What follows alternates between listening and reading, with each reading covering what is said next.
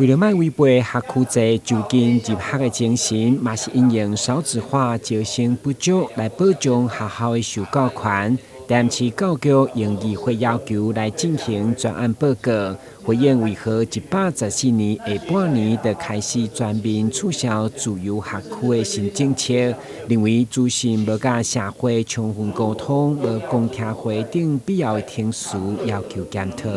太仓促这件事情，大家就很难接受。如同你刚才议员讲的，你在我们的施政报告里面，在教育局的业务报告里面，完全都没有提到这件事情啊。这个是对于台南教育政策非常非常大的变革。而在去年的时候，局长就跟你针对某一些学校突然被取消自由学区，就有很多的讨论了。我也跟市长反映，就说太匆促了，不是不能改，但是给一些适应的时间。很多家长不知道共同学区到底要不要移户口，它连共同学区的范围在哪边？我觉得在我们市府方，我们作为政策的统整者，我们要让它够清楚的，让所有的市民，让所有的家长都了解到。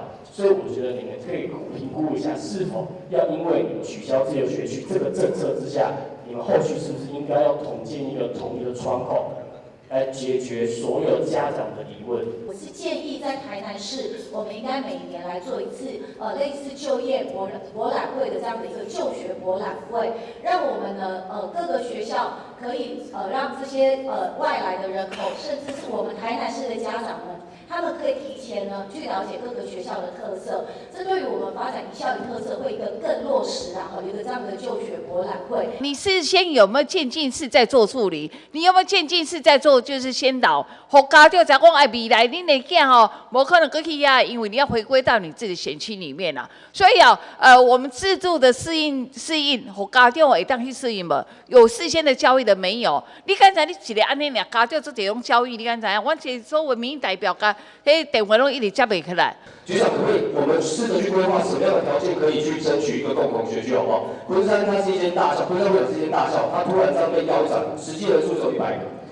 那被腰斩了以后有没有什么？一定要势必的要把共同学区的概念推出来，所以我要拜托局长把共同学区制度化，好不好？59班当自由入学学校是全国大概仅有少数，还有70几班的。这只是一个特例。那接下来我要讲的，回到那个问题本身，所谓的合意指的是还是要区里面来协调，然后要合理、要公平啊。不然的话，既有的就说我这样对，接下来会做滚动修正。面对议员侪质疑，教育长表示，因为环境变迁，打算取消自由入学，对112年就开始讨论，到113年，各中小学的校长会议嘛有了共识。不过后续包括共同学区等等如何划分，需要跨学校讨论。强调打破名称学校的迷思，提供多数家长会当就近入学的选择。和各校平行永续发展才是目标。台南新闻管制张硕维采访报道。